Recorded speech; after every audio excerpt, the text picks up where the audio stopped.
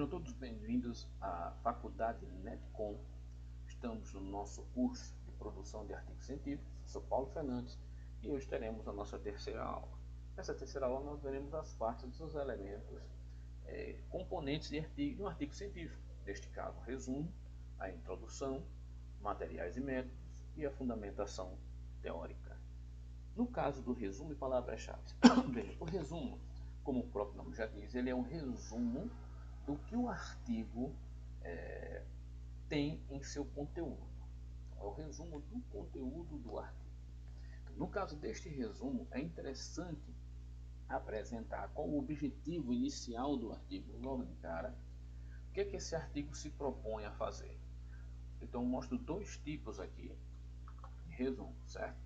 Esse aqui já começa. Este artigo apresenta um projeto, veja.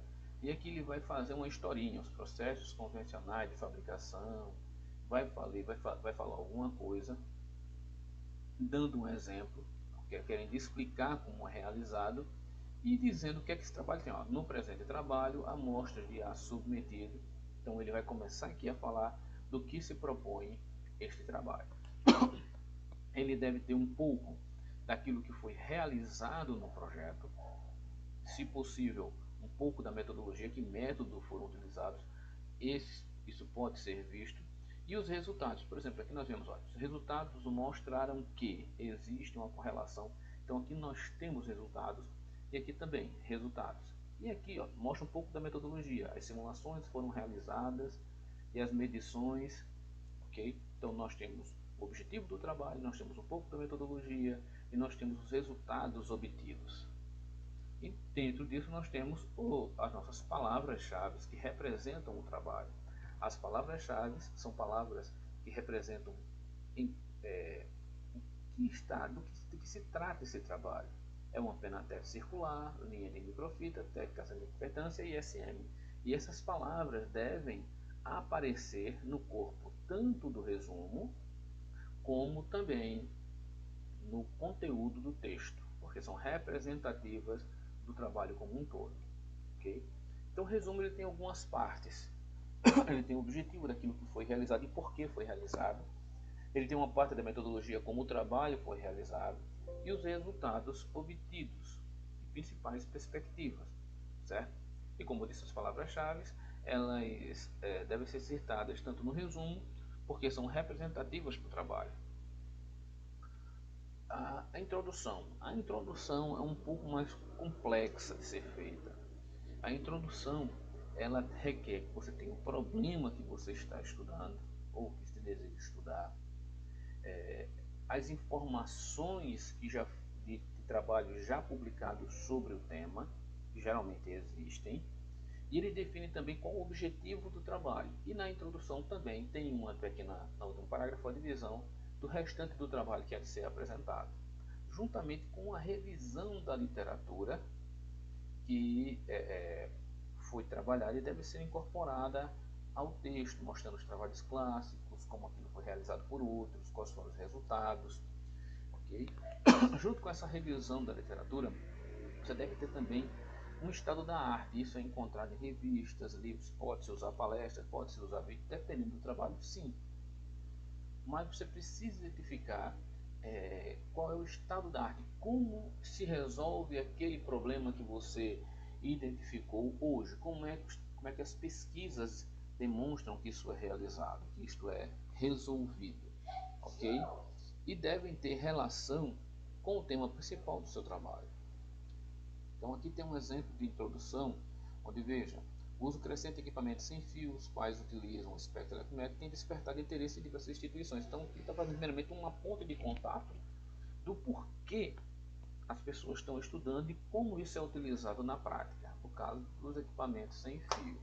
E tem referências, é interessante que se tenha referências sobre aquilo que se está dizendo.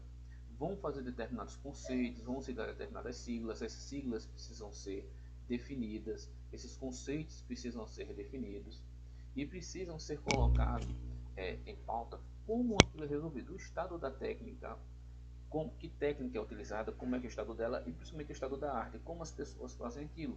Olha, o controle dos níveis de radiação eletromagnética emitidas pelos equipamentos eletrônicos são também exigidos pela legislação. está citando a legislação governamental, dizendo como isso é resolvido hoje de forma correta. Aí vai falar, os materiais absorvedores de radiação eletromagnética são utilizados dispositivos de sistemas eletromagnéticos para garantir o controle da radiação eletromagnética. Veja, ele está fazendo um estado da arte e está dizendo onde vai ser utilizado, nas indústrias, aeronáutica, médica, mobilística, aí vai.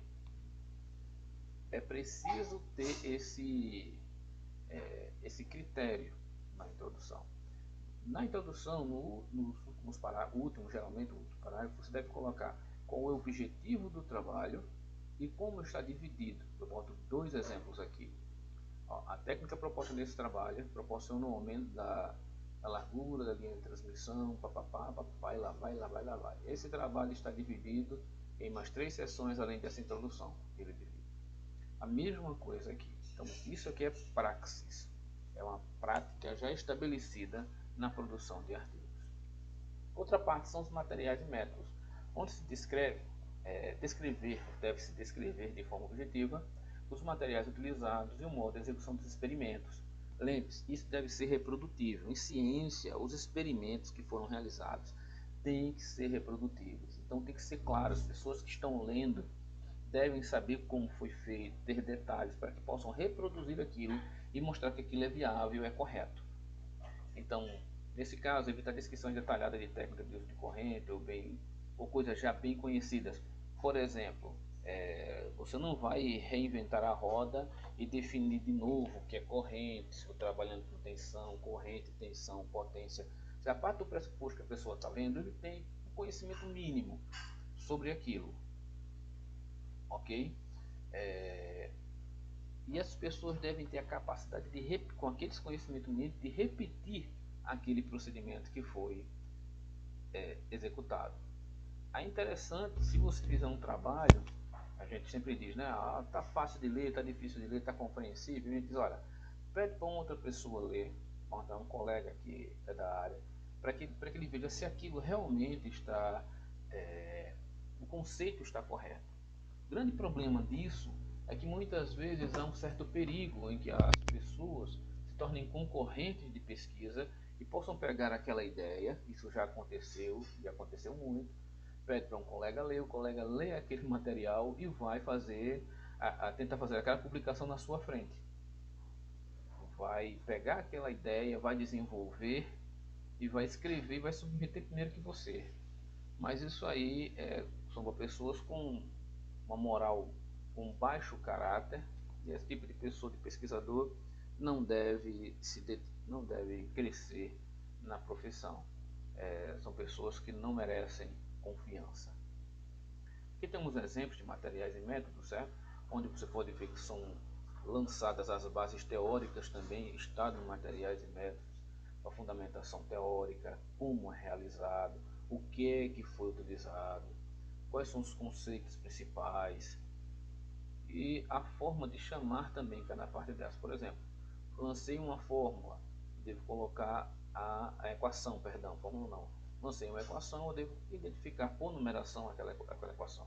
Ou lancei uma figura, eu devo ter uma legenda para aquela figura, indicando que figura é, figura 1 com a legenda para ela. No final, um ponto, porque é uma frase completa.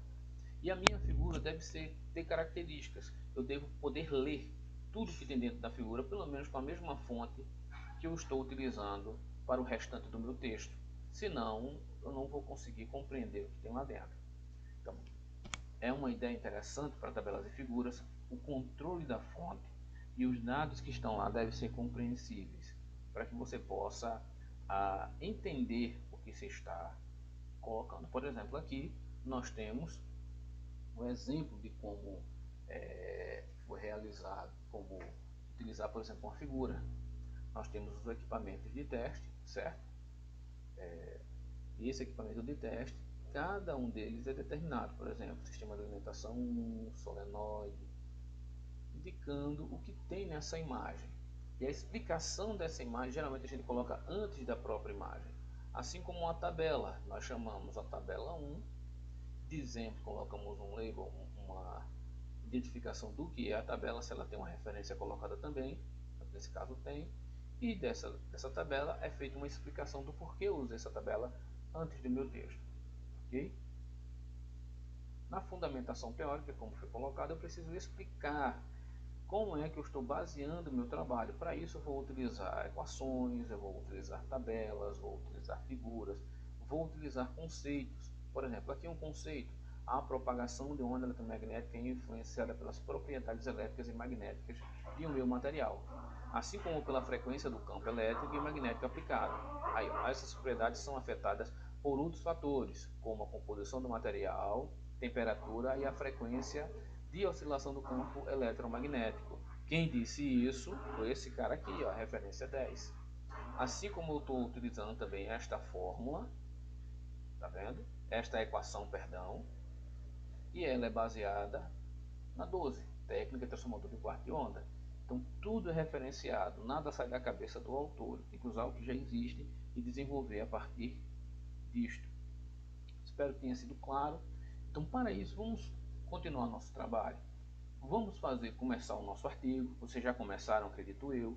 Então vamos ver lá o tema que nós vamos trabalhar. Vamos selecionar um título, colocar os autores, os elementos pré-textuais e vamos começar também nos elementos textuais, colocando introdução, materiais e métodos, certo? E insira pelo menos uma figura no seu trabalho, ok?